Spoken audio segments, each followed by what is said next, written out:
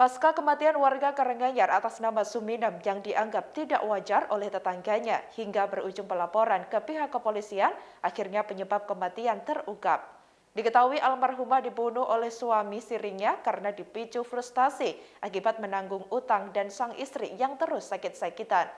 Akibat kejadian tersebut, kini pelaku terancam hukuman maksimal 15 tahun kurungan penjara.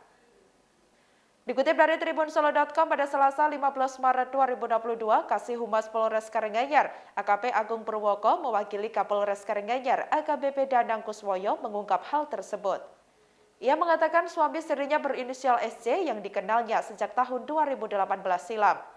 Kemudian korban menjalin hubungan dan mengontrak di sebuah rumah yang berada di Desa Wonosari, Polokarto, Sukoharjo, Jawa Tengah. Agung mengatakan saat kondisi korban sakit dan menanggung utang, tersangka mencoba mengantarkan korban ke pengobatan untuk diperiksa. Akhirnya korban dibawa ke dokter yang ada di daerah Jongke, Karanganyar untuk diperiksa.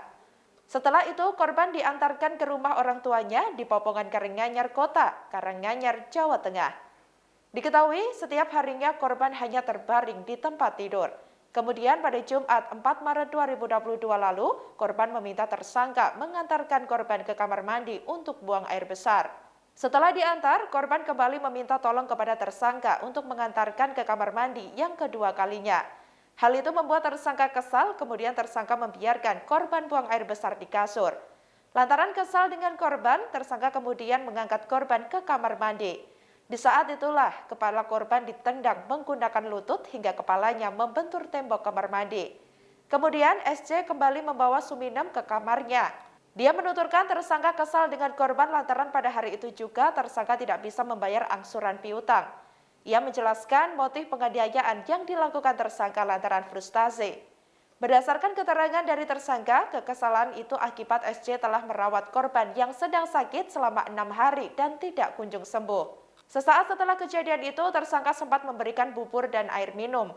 Namun pada saat diberikan, korban kemudian batuk dan akhirnya meninggal dunia sekira pukul 11.00 waktu Indonesia Barat.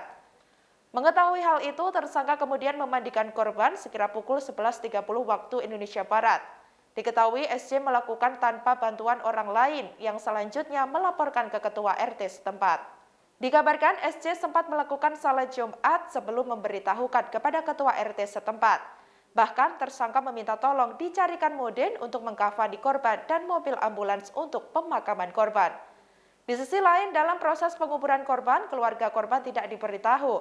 Atas kejadian tersebut, tersangka diganjar dengan pasal 351 ayat 3 KUHP tentang penganiayaan yang mengakibatkan kematian.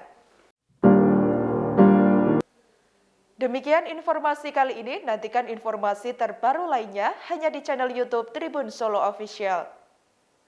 Terima kasih sudah nonton, jangan lupa like, subscribe, dan share ya!